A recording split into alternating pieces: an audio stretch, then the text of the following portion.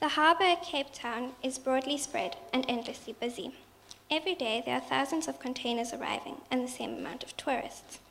The colourful containers, candy cane-striped oil rigs, and the azure hues of the sea make it a lively-looking place. It smells like a fish market, courtesy of the sea and the stench of overused oil coming from the fish takeaways.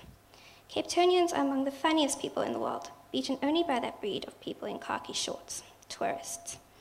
Both groups drift continually through the area and pose for pictures in the foreground of Table Mountain, commenting on the beauty surrounding them. This is the waterfront, the most accessible glamour zone in Cape Town. Joseph's father had been locked up in prison for stealing 500 rand from a visitor on a harbour tour.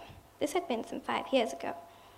His mother lived over 1,000 kilometres away, in Somo, with his younger sister Eve. There had not been space in the orphanages, and he'd settled in the streets. His father had been the breadwinner of the family, sending most of his salary home to Naledi and Eve. Even if Naledi pitched up now, she wouldn't be able to do anything. Any money Joseph's father had already been spent, and now he starved. Joseph entered the waterfront. The aroma of the food made his stomach grumble again. He turned towards KFC. There was a woman there who always gave him food.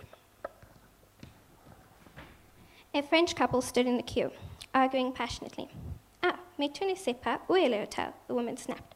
Joseph smiled. His mother was Rwandan. She'd fled the genocide to South Africa, met Kumalo, and they'd quickly married and begotten Joseph.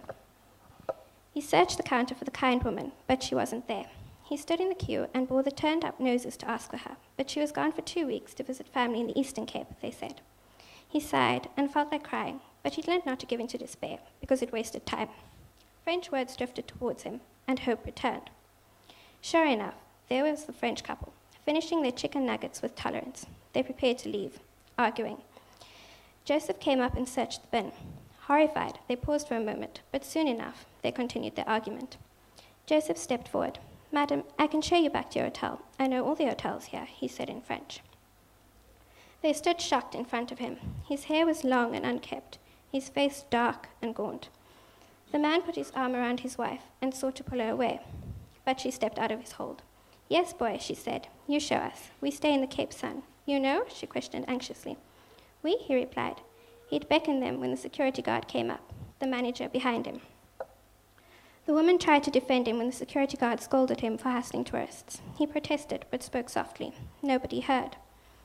The woman did not understand a word and hurriedly left. No doubt her expectations of Africa had now been fulfilled. Joseph cursed.